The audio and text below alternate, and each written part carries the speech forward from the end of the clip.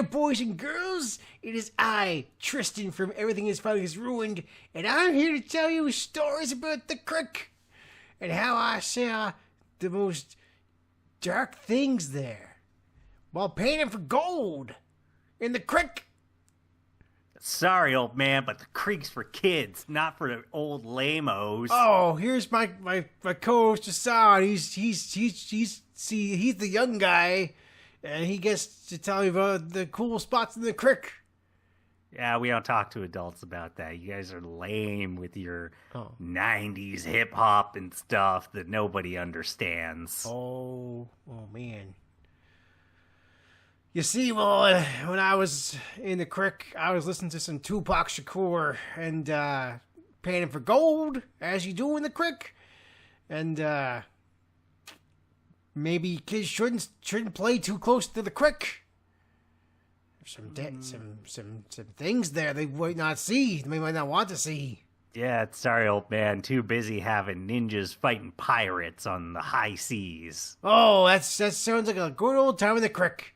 But, you might want to avoid the creek, like I said. A lot of horrible things happen there. Nah, it's full of magic and whimsy. I don't know what you old man people are talking about. We do drugs there. Well, look, it's not a Choco roll, but the creek's full of good stuff to eat, too. Ooh, like what? Choco rolls. Ooh. Whatever the heck the chips are. Forget the brand name they make up. Yeah, I couldn't tell you. I forgot about the various brand names in Craig of the Creek. Choco roll being one of them. That one I do kind of vaguely remember, but chips were not Chippos. That's some other... It's like flaming something. Yeah, it's the flaming hot Cheetos. I cannot remember. Yeah. Yeah. There's Cheesy Beefers. I do remember Cheesy that one. Beefers. That's a good name. God, what that? It's like a cheesesteak kind of situation, or probably. Yeah. Probably, right? Yeah. Yeah, probably a cheesesteak. Have to assume. Something like that. Yeah. Anyway, son, what are we here to talk about today? Well, Tristan, we got a bit of a odd combination, we'll call it. So we're here to talk about the Craig of the Creek movie called Craig Before the Creek. But having to center that discussion around the sort of quote unquote death of Cartoon Network. What? Who killed it? The son? Capitalism, as well as David Zaslav. Damn you, Zaslav! There we go. He's like a herald of capitalism, so kind of one and the same. He's a harbinger of capitalism. Yes, harbinger. But kind of the reason why these two have to be together is so this movie technically came out in 2023. I didn't watch it until very recently because I don't have. I think it's just called Max now. It's just called Max now. It's stupid. So I don't have that. So I only had the opportunity to watch it recently. Max. And so having watched it after a lot of the events that people point to as either representing the death or clearly indicating the death of Cartoon Network, it was impossible for me not to have that of mind while watching this movie, especially because a lot of the kind of events and themes that it addresses feel appropriate for what is happening with Cartoon Network. It doesn't get that grim. Oh, sure. Okay, sure. And to be clear, I don't think that this film in any way is meant to be a metaphor or symbolize those things. It just happens Yeah, to like this movie coincide. came out December 2023. Sure. I believe they announced it in early 2022. Would take quite a while to make these right. These things would have been 2-3 years before a lot of these events happened. Yeah, I'll say that. But kind of just even getting into where it starts. So this is Craig Before the Creek. So it is a prequel that takes place before any of the events in Craig of the Creek, where this is Craig and his family, the Williams, first moving to Hercleton. And I forgot the initially, Hercleton. yeah, which is actually a really good, believable town It really name. is, yes. I wanted to say exactly it's that sort of, it's fictional. Yeah. But it 100% sounds real. It does, yeah. Hercleton sounds just like it's up there with places like Shelbyville or that kind of Yes. thing. Yeah. Very real sounding places. Yeah. I agree. Hercleton's it's cartoony, very good. but correctly cartoony. Yes. And so Craig, they're moving from Hercleton. I don't think they ever say from where. But Craig hates it. 'Cause, okay, I'm losing all of my, friends. I'm having to adapt to this new city where I don't know anybody. Yeah. And just sort of that right off the bat is a thing of, okay, here's this kid going through this forced change and loss, while at the same time, Cartoon Network is, being taken away from us. Now, I think kind of the key differences here and why it's sort of that, it's clearly not meant to be a metaphor. It's not meant to be symbolism of that is, in Craig's case, his family is moving to Hercleton because his parents were able to buy a home there. Sure. And you would presume they selected Hercleton because wherever they were initially living, either, Hercleton was more affordable, hey, the schools are good, those things that when people do decide to buy a house and move, that, okay, there are those, hey, better paying job for the dad, whatever it is, right? Hey, we looked at it, one of the early things is they're going around the house, the dad, whose name I can't remember right now, but he goes out onto their sort of patio. It's like, a nice backyard. Finally, we could have barbecues. Kind of implying, okay, wherever they were before was probably more like an apartment where that wouldn't have been as easy. Yeah. So clearly showing, hey, this is for the better. Whereas for us and the loss we're going through, it's not because there's something better. It's because of just capitalistic greed decided, oh, no, we don't want to have a dedicated space for animation and kids. It's so messed up. We're talking about we're talking about Warner Brothers here. We're talking about a company. Discovery Warner Brothers, I think whatever. is their name now. Yeah, but they were doing this before they were Discovery merged. Yeah. Yes. The Warner Brothers, synonymous for making cartoons for kids, of course, and making sure children have a source of entertainment that that adults can feel that they are safe with, and they can enjoy. And it's timeless, typically. Some of the best Warner Brothers cartoons out there will remain outside of the range of history and just be this is a thing that is just going to be cemented into life. But mostly thanks to piracy, because friggin' Discovery, Warner, and Max and all that wants to take all that stuff off and be like, no, you can't watch this. Yeah, pretty much. Oh, cool. Over the Garden Wall, one of an incredible cartoon. Some might say the best ever. I really like it. I wouldn't quite say that. I wouldn't go best ever, but it's really good, yes. It is fantastic. Nah, we're just going to take it off our streaming site.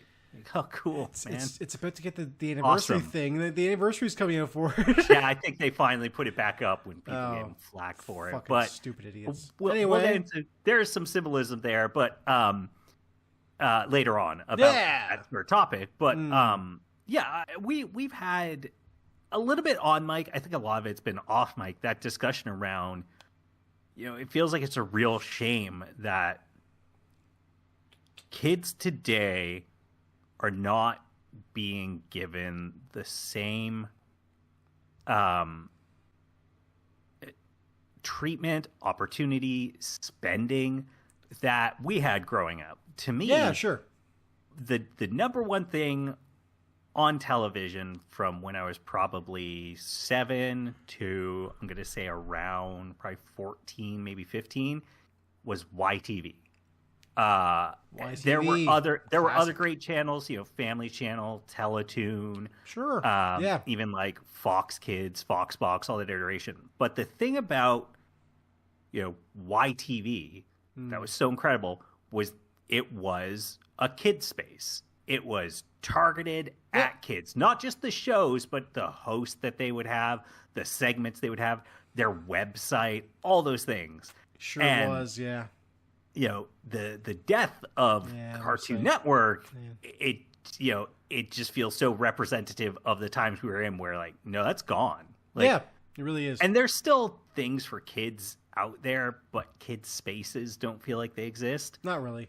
But getting back to the sort of Craig of the Creek side of things, so Craig arrives in Hercleton. He goes out to play with his sister.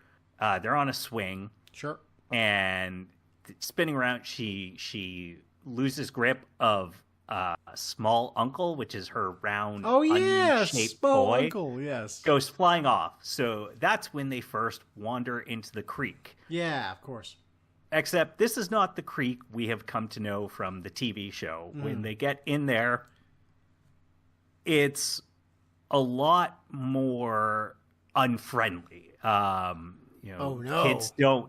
Kids don't want to help each other out. They're not interested in playing with each other. Initially, it's a little bit friendly. He runs into the so it's full on tribalism, but like an actual like actual tribalism is, and not what's depicted in the creek. So not quite, because he does initially run into, I forget what their names are, but the kids that are into the biking, they kind of help him out, take him to the trading tree.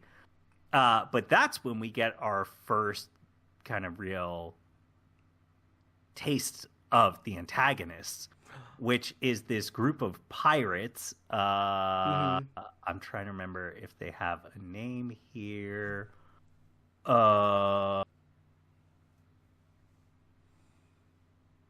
Okay, it doesn't say, but they're led by Serena, so she's the head captain. She basically steals Small Uncle. No. Takes it for herself. Is about to attack Craig. That's when he gets saved by Kelsey. Yeah. Except it's not the Kelsey that we know, because she's just like, I saved you. You owe me now. It's like, well, what do I? And she's like, Choco Rolls. You owe me some Choco Rolls. Oh, so she's more of this, for hire. Cutthroat mercenary for hire. Sword for hire. Yes. Kelsey. Gem. So Craig goes home that night. His mom is upset at him because his sister is upset. All this stuff. Goes to his room, hears this noise, opens up the vent in the floor, and there's a book there by this girl, Hannah, who she reveals that in the creek somewhere there's a wish maker, which is, literally one of those 4 things that, you do the like red, R, E, D. Yeah, the fortune teller thingies. Yes, like yes, 3, yes. 1, 2, 3, 4, you open it. But it's a real, like, no, it'll grant your wish. Like, if you find this, like the 7 Dragon Balls, you get to make a wish, it will come true. Because, Hell yeah. A, they're kids, they believe in it, whatever. Of course. So Craig decides, okay, I need to find this thing so I can go back home. And I can make this wish, and I can return to how things were. Mm-hmm. And so taking a pause there, going back to the Cartoon Network side of things, that's obviously something a lot of us wish we could do, is have a magical wish and go, hey, I wish Cartoon Network got to stay. But instead, Cartoon Network got the wish, and they wished for Bulma's panties, I guess. Oh no! Cartoon Network. No, it wished that everything fucking was ruined and shitty. Yeah. So everything is that, bad. Everything is ruined. Yeah. Well, no. So I think one of the things is so Cartoon Network. And I will not pretend to be an expert. I'm just mostly going off Wikipedia on this. So founded in 1992. That is just a different era, right? 1992, that is... Yeah. I don't know if that's quite the peak. It's probably a little bit later. It's probably like closer to the end of the 90s, early 2000s of just peak cable television. I mean, it is certainly a high point of cable television for... I mean, it was kind of the peak of the cartoon epidemic, so yeah. Oh, yeah. I sure just mean cartoon, like cable subscribers. Oh, yeah, and, I got you. And the amount of money and that in general, right? Yeah. Founded during a peak of that. In the 32 years since, we're in a very different landscape now. And so I think even if you had a magical wish to say, oh, I wish Cartoon Network came back, I don't think that actually works, because cable television is not the same thing it used to be. And talking earlier about YTV and how their website was this go-to destination because hey, it would have these fun flash animation games, and you would click on, hey, we're gonna have this character hiding in the corners of pages, see if you can find him on every page of the site, kind of thing. In 2024, that doesn't mean anything, right? No, not to say no kid wants to go to a website like that, but in 1992, they're too busy scrolling. or even in 2002, that was still pretty cool. That was still interesting. In 2024, well, a lot of even 4-year-olds, their parents are sticking them in front of a smartphone or a tablet to, have a game of just hit, a Fruit Ninja equivalent or whatever it is. Subway Surfer. Etc. Sure. So the fucking times, Fruit Ninja's dead. I don't play phone games, so... Neither do I, but at least no one... Flappy Bird's back. Is it? As crypto mining. Oh yeah, it is. Yeah. Not even by the original creator. It's just I forget what it is, but some part of it expired. Somebody else snagged up the name. It sucks. Yeah, great times we're in. But I think that is an example of it, that we're just in different times and I don't know the financials, but I feel pretty confident Cartoon Network was still making money and those shows were still doing good figures. They were. It's just they weren't doing, the sort of David Zaslav numbers where he's going, nope, not good enough, kill it off. Like, the Batgirl movie, all that, where it's like, oh no, we were going to make money on that movie. We just killed it because it wasn't enough money to make the line go up enough to make the dragon happy about its gold hoard. The dragon called capitalism. Yeah. But I think Cartoon Network, as it currently still technically exists, and as it existed, we'll say sort of 2 years ago, when it's still a website, it still was sort of its own channel, still existed like that in many ways. That doesn't really work anymore, right? You need to evolve, change, become something different. Yeah, exactly. Which, I'll be honest, I don't know what that is or what that should be in an era where Netflix certainly has a large what I'm trying to think of the time. Is it just screen time? That's the term I'm looking for. When it has a large amount of the screen time from kids, because if you're a parent, you could just sit your kid down and go, oh, here is whatever show you like. And this is a little bit younger than the Cartoon Network audience I'm talking, but I know something like Peppa Pig, the number of hours that show gets is just astounding because parents will just let their kids watch hours of that on repeat in the way that between that and Bluey now, I think. I is Bluey on? I assume it's on some sort of a streaming service. I don't know. Disney Plus, I believe. Okay, so I'm sure on Disney Plus, if you were to look at almost any other show versus Bluey for a number of hours watched, it's like, it's like that graphic where it's, hey, here's the U.S. military spending, and here's the next 10 nations, and they're only about a third of the U.S. I'm sure Bluey is like that because it's just probably I have a 5-year-old kid, and hey, they're homesick, so they're just gonna put Bluey on for like 12 hours straight, in a way that no other shows get those things. No, so still money in kids' entertainment.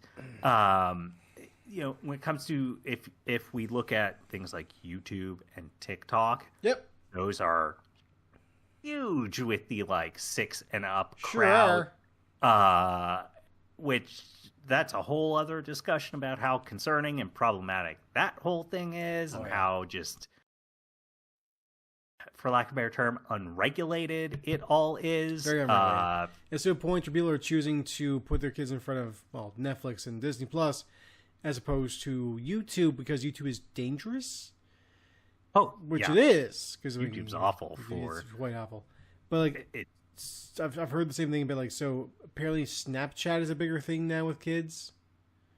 Snapchat, very very unsafe place for kids. Because it's for messaging, right? You want a way to hey, here's the place me and my friends can message that our parents aren't at. It's as I understand it, it's super popular with high school kids. And then basically once you get to high school, everybody just kind of drops it because, hey, now I'm a college kid now. I just, text and WhatsApp and that sort of thing with people. But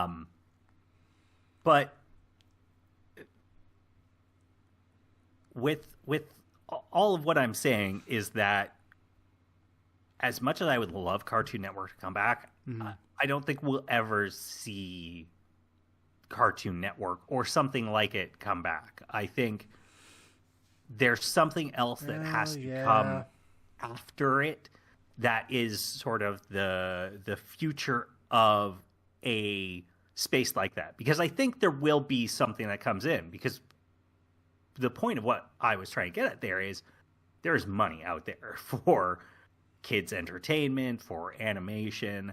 I agree. So it's not that, hey, Cartoon Network is dead, there's not going to be any more cartoons, this is the death of, the animation industry. Certainly hard times for it. That is, I think, without anybody who would argue against that fact.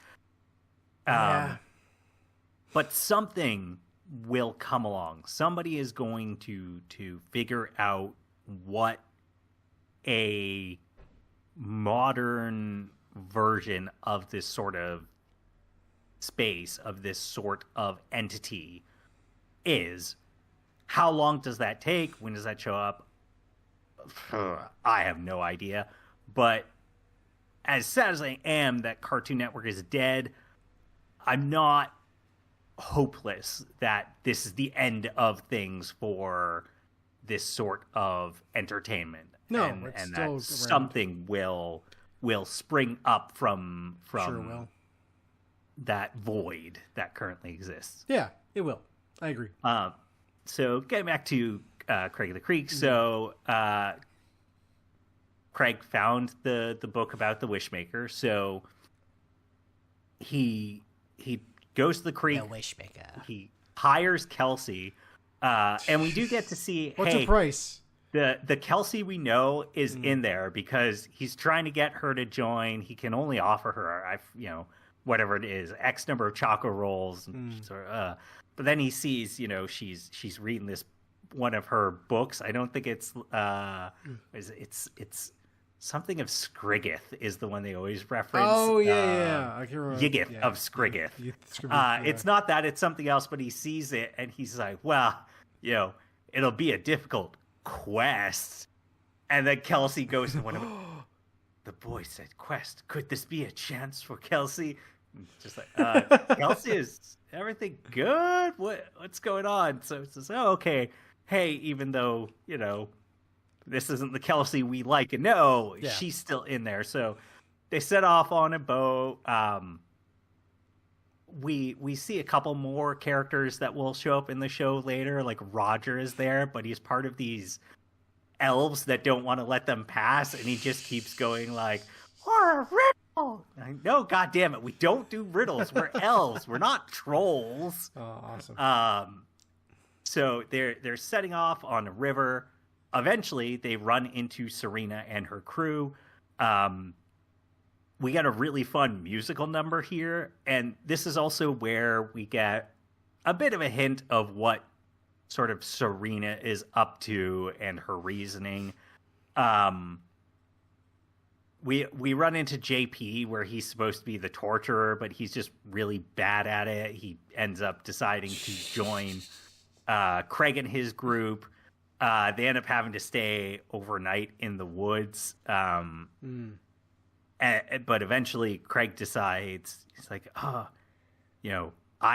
need to go. I need to leave Kelsey and JP, even though it seems like we're becoming friends, because this isn't where I want to be. I want to go home to my old friends. So he abandons them, goes off on his own, finds the Wishmaker, goes to try and make his wish. But that's when Serena and the crew show up.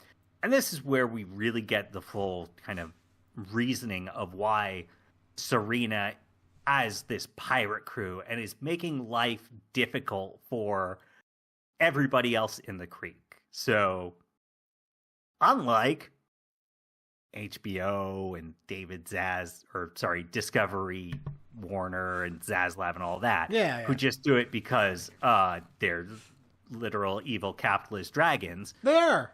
It's great. Serena is actually doing all this for the same reasons as Craig, where it's unclear, at least to me, where she comes from. It seems like it's implying she's from some sort of a Pacific Island region, and that her family lived there. She had her friends. She loved being, the sunny beaches and the fresh fruit and all this. And so she was forced to move to Herkelton. Very opposite. Very, oh God, what do we call our kind of weather?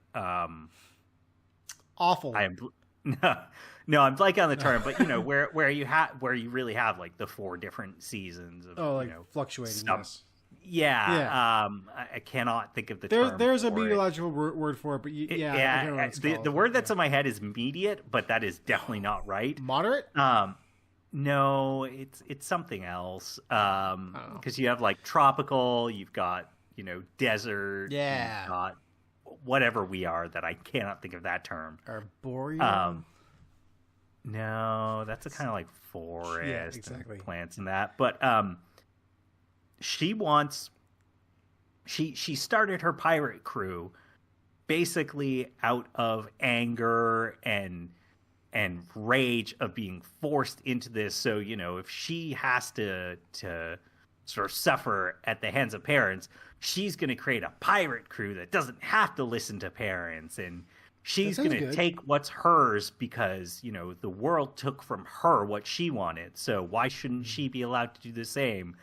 And so she gets a Wishmaker, and she basically wishes for the creek to flood so that she can use her boat to sail back home.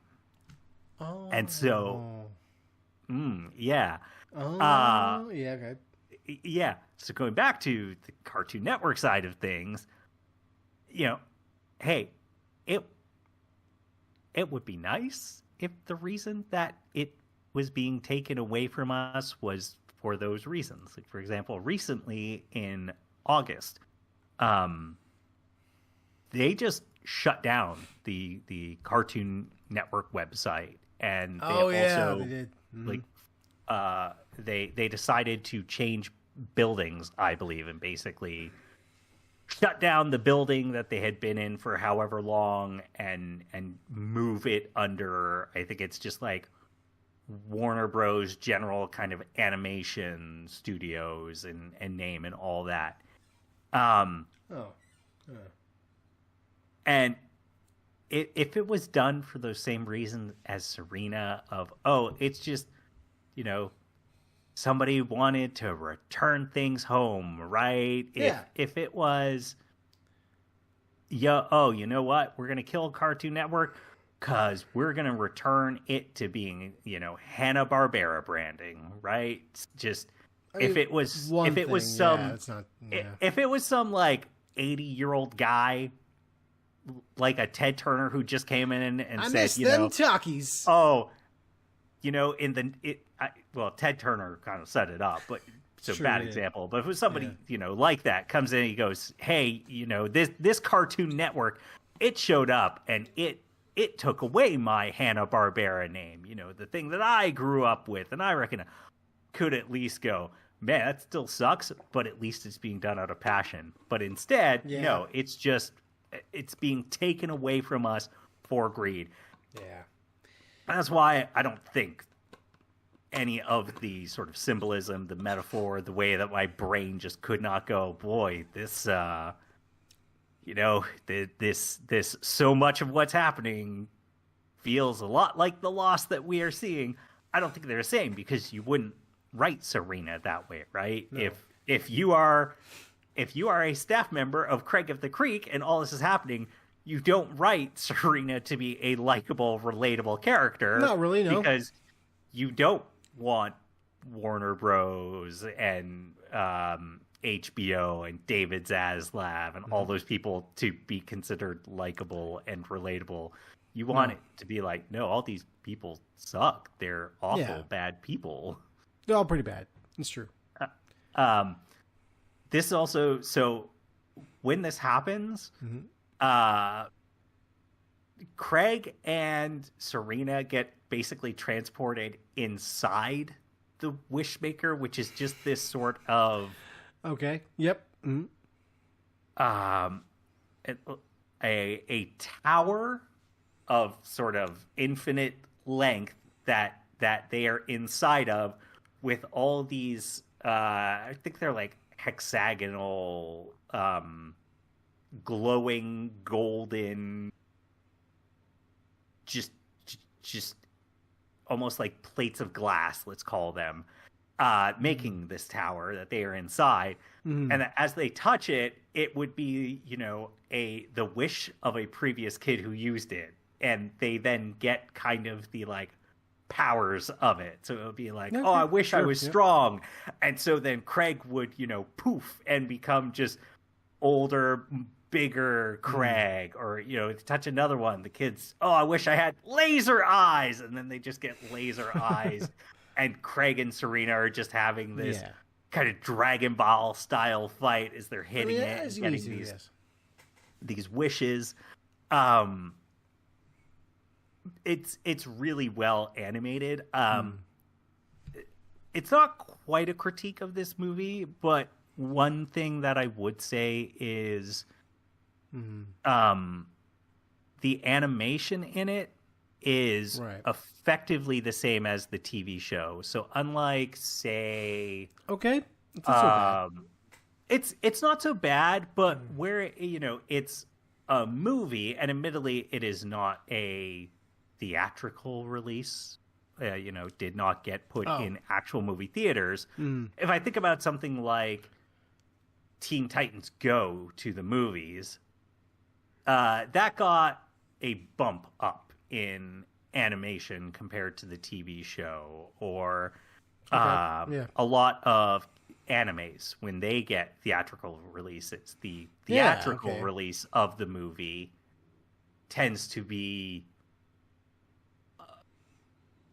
more dynamic lighting, more spent on shading, compositions of the scenes, etc.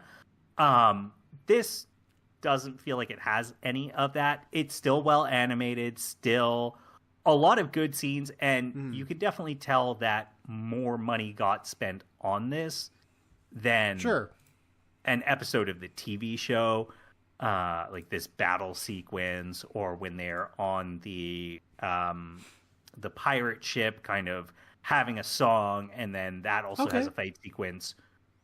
You could tell money was spent there. It is more than just an episode of the show, but it is not a dramatic leap in the way I wish it was by having that movie sort of suffix attached to it. It's a little better. Well, it's actually no, it's a little worse in animation quality than the Recess movie.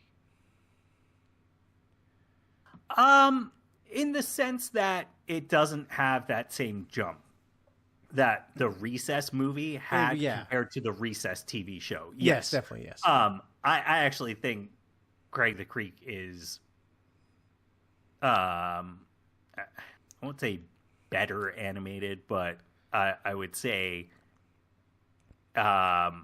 looking back on Recess, it is well animated, but it also just,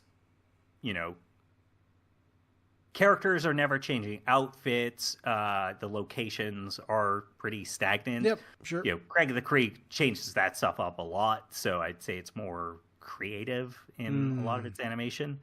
But Craig and Serena, they're having this fight, going through all these powers. Eventually, Craig sort of convinces Serena that, hey, no, I know this sucks, but part of life is having to learn to find a new home, to make new friends. They manage to and this whole time they're having to find like the free wish spot so Craig can make his wish. He makes the wish to undo Serena's wish, stay in the creek. Him, Kelsey, JP all become friends. There's a scene where Serena sets off on the river in hopes of, finding a place for her somewheres in Hercleton. All that happens. Overall, really like the movie. Going back to the Cartoon Network side of things, there's something that I have to give credit to one Jeff Grubb of Giant Bomb for that he talks about, that kind of the ending of this where with Craig the Creek, it talks about, people having to make new friends, find new homes, etc. Yeah, of course, yes. It sort of reminded me of something that Jeff Grubb says and talks about, which is this idea that companies don't create things. And in the context of this, meaning Cartoon Network, the entity, the company, never made a cartoon. The people within it did. And there you go. We like to use the names of companies and their brands and their iconography to represent those people and kind of their wishes, their goals, all that stuff. Because if we go back to Cartoon Network, started in 1992. Yeah, of course. Mm-hmm. Yep. The Cartoon Network and the shows that existed at that time, at the start, stuff like a Dexter's Laboratory, Johnny Bravo, Cow and Chicken, Powerpuff Girls, Ed and like all those shows. Yeah. Those are very different to a Craig of the Creek. And while I've no doubt that there's probably some people who were there at Cartoon Network on day one or close to day one. Yeah, I assume as much, yeah. And stayed through and helped to kind of keep a certain vision to Cartoon Network, a certain style and attitude to the things that it does, you can see an evolution, a change to it that... Yeah, okay, I see what you're saying. Yep. Because those people who were there early on, the Gendy Tartakovskys and... Rob Renzetti. Yes, Rob Renzetti. Yep. There's a Zach someone, right? Zach McCracken. That's those folks, right? Craig McCracken. Craig McCracken. Yep. Thank you. There is a Zach McCracken though, right? I think you're right. Yeah, I think it would be something a else voice actor or something like that. No, yeah, animator somewhere else on like Twitter or so. I feel like yeah, but the vision they have, the goals they have. Yeah. The Cartoon Network of 2024, 2022, 2006, whatever it is, very different from that. Extremely, and so, kind of when we think about and we talk about companies in this way of them representing stuff like that, really what it is it is sort of the this is getting very philosophical, let's say, but really it's the sort of the will of those initial folks then passing that on to that next group of and I'm going to say animators, but I mean so much more than animators, right? There's so many people involved in creating a cartoon, even certain, we'll say, jobs or roles that are maybe not looked upon as positives, like your marketing and legal teams and what have you. Right. But they are an important part and can be involved. And sometimes they suck. Ask Alex Hirsch about that. And Disney, he's got a very funny video about it. But yeah, I bet. Sometimes they are important people that actually manage to get things done, and can be key and important. Of like, well, we really wanted the song, and actually our legal person managed to make it happen, and that was awesome. Or, hey, this show wouldn't have succeeded except we had this awesome marketing person that came up with this great idea and made this big spike, blah, blah, blah.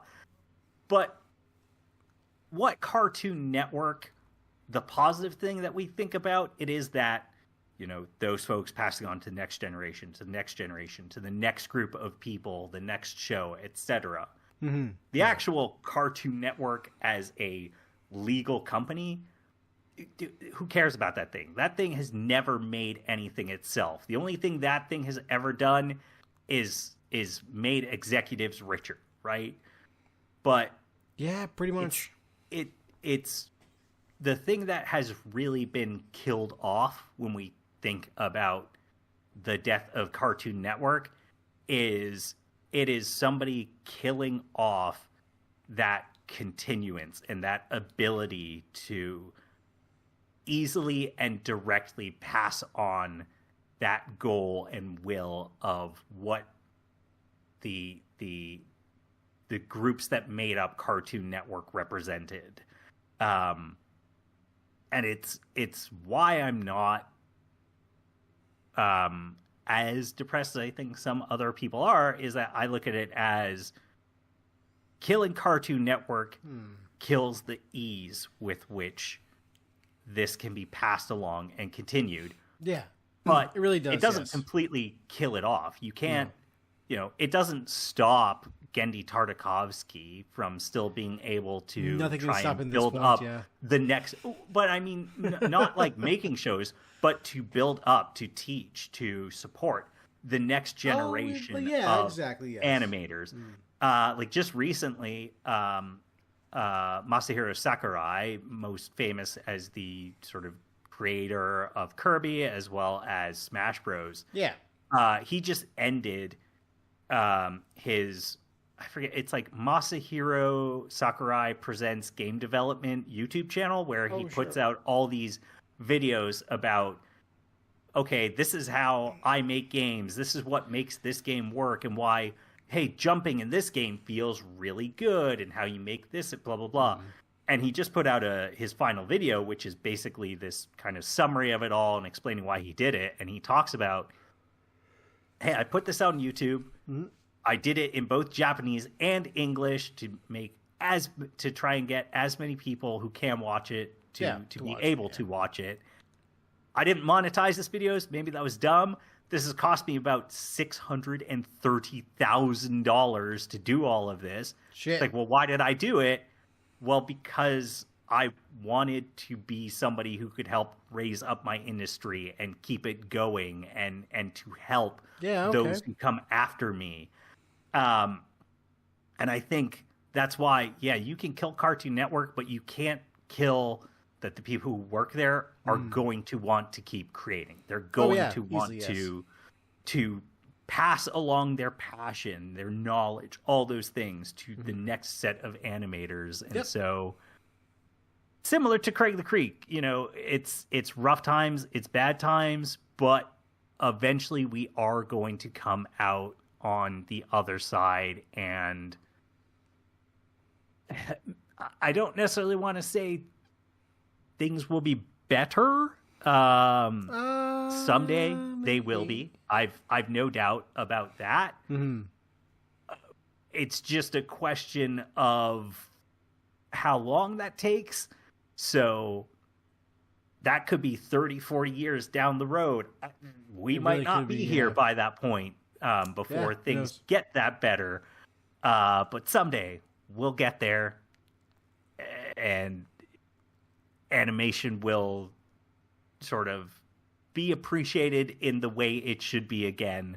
That's kind of all I really have to say, other than everybody should go watch Craig Before the Creek. It's a really fun movie, even if you haven't watched any of the TV show. I still think you can watch the movie and fully appreciate it all. Yeah, I mean, it seems a really cool one, and maybe someday we'll have a network of cartoons that it could appear on again.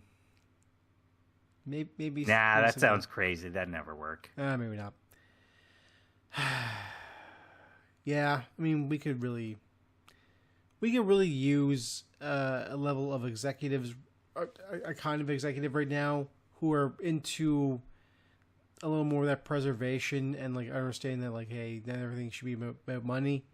Maybe we do this out of like love and passion. No, just money. Oh, okay. But we had somebody who would run things through with love and passion of like a Cartoon Network style thing. I mean, hell, like one of the I think it's the president of Netflix. I can't remember who it is, but someone there like really loves movies, and that is why they're doing what they do at Netflix. Like the money helps too. It's great and all, but like from hearing this person speak and what they speak about, it sounds like they're really in it for the creative drive of watching cool movies get made. Now, granted, not every Netflix movie is all that great. Most of them kind of suck. Yeah, I was about to say most of them are actually not very good. But like, the guy's got a love of a love for movies and a passion for filmmaking, but he can't really fulfill it, so it's other people who do it for him. So that's kind of the point. Not, I guess the added point is that Netflix movies are not very good, but the real point is that this guy does this, and Netflix is all the better for it. Because I hear what you're saying. Is that, hey, it would be good if the heads of companies actually had a passion for the thing the company the thing the company did, instead of just make more money. Yeah. What? Yeah, I feel like to be a CEO or president or anything of that kind, you really ought to have a passion for the thing you're doing. Otherwise, everything is just money bags to you. But I mean, like, that makes a worse product in the end. Like, it 100% does. We all know this. There's no pretending it. So why do we let people get away with it, Like, we shouldn't. Because our Capitalism, baby, that's why. Exactly, yes.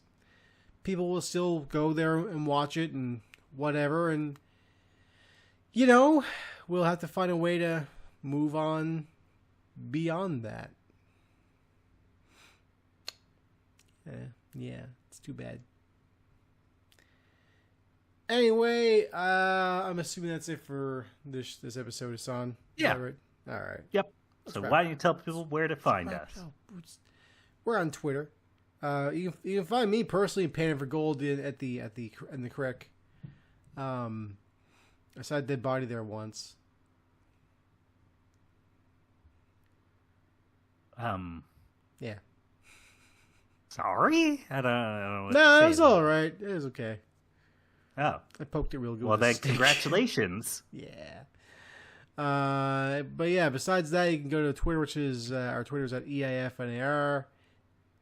Go there and tweet at us about how much you love Crick of the Creek. I will not be responding, even though I love the show too. Or, Crick Before the Creek, if you really enjoy the movie. Once again, send us all your fan art. Send us your fan art. Make sure it's not creepy. These are kids. Holy fuck. Yeah. Send me fan art, specifically of me, but dressed as Vegeta. Okay, sure. Yeah. I don't know. Sounds all right. Sounds good. Yeah, I should also go to our Twitter and iTunes and all that stuff. iTunes and Spotify and all that stuff. I'm off my game. Go to our YouTube channel and go there and just click buttons until you get a different, better video. I got some bad news. That doesn't happen with YouTube. It basically just ends up taking you into right-wing nonsense. Oh, I was going to say it's because we're the peak of quality on YouTube.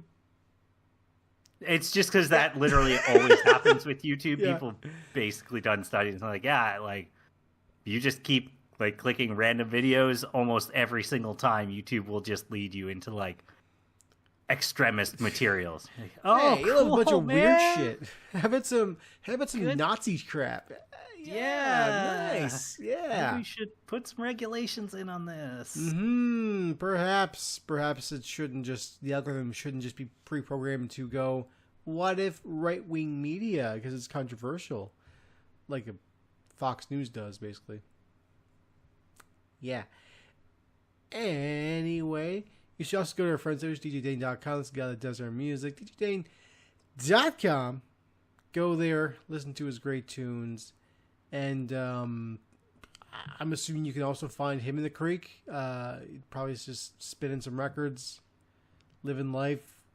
I can only assume that the way he would look in the creek is like a big white puffy jacket with like either shutter shades or 3D glasses. Oh, so he's like living plur. Not sure what that means, but yes. Peace, love, unity, respect. Oh, plur, hell yeah. maybe. Plur? Nice. Yeah. Nice. Where's that from? It's like 90s techno. Oh, okay, cool. Lifestyle. I never heard of this, so not a big techno guy. Well, we'll fix that. Don't worry. I don't hate it. Anyway, that is it for our show. That was the thing I usually do. I did. Tune in next time for their egocentric episode. Everything's fucking ruined. See ya. Hey.